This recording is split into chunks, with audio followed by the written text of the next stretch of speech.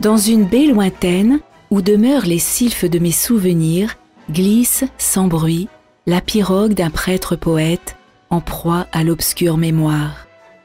Là, la belle Héréïtie, à la longue chevelure, parfumée aux senteurs de coco, dessine de ses mains élancées la plénitude du présent, déesse fleur qui livre au temps la grâce de son éternelle beauté. Dans une baie lointaine, où demeurent les sylphes de mes souvenirs, glisse, sans bruit, la pirogue d'un prêtre poète, en proie à l'obscure mémoire. Là, Maui, à la pêche miraculeuse, consacre sur le mont Orohena la gloire de ses ancêtres et de son illustre descendance. L'appel de sa conque retentit au-delà des plaines marines du Pacifique, suprême olifant d'un rassemblement biblique. Dans une baie lointaine, où demeurent les sylphes de mes souvenirs, glisse, sans bruit, la pirogue d'un prêtre poète, en proie à l'obscure mémoire.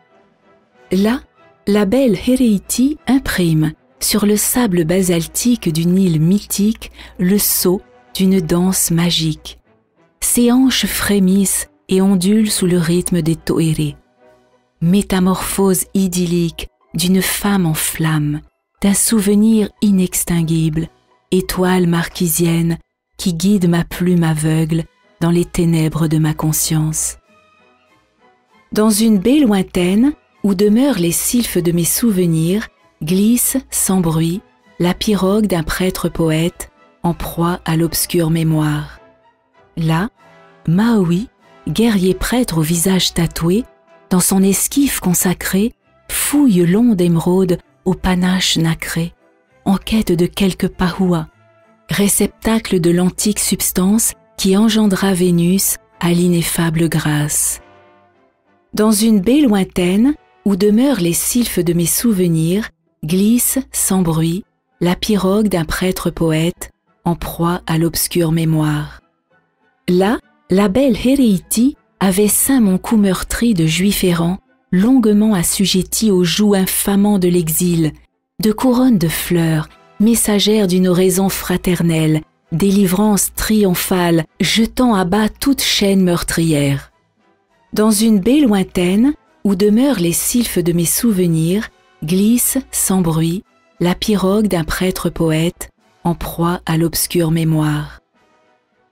Là, Maui, sans parler, à l'ombre d'un ravenala, m'avait offert le nectar d'une noix de coco pour étancher ma soif d'apatride. Sans défiance, sans jugement, sans humeur, il m'avait tendu cette coupe, oracle d'une amitié sincère, gage de croyance en l'éternel. Dans une baie lointaine, où demeurent les sylphes de mes souvenirs, glisse sans bruit la pirogue d'un prêtre poète, en proie à l'inconnu.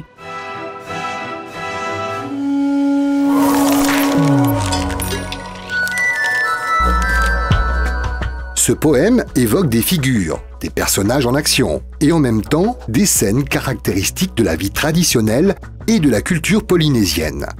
Donne-en au moins 3 exemples.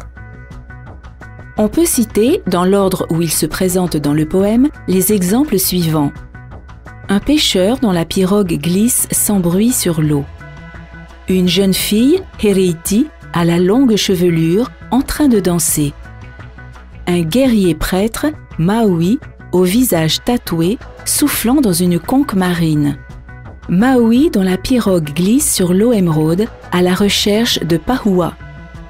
Héréïtie offrant une couronne de fleurs à un étranger qui est aussi le poète. Maui offrant à boire de l'eau de coco au poète en signe d'amitié. Dans la 4e strophe, il est question de Vénus, déesse de l'amour, des plaisirs et de la beauté. Selon la légende, elle serait née de l'écume des vagues. Quelle réalité du monde marin constitue le point de départ de cette évocation? La déesse Vénus est représentée à sa naissance debout dans un coquillage.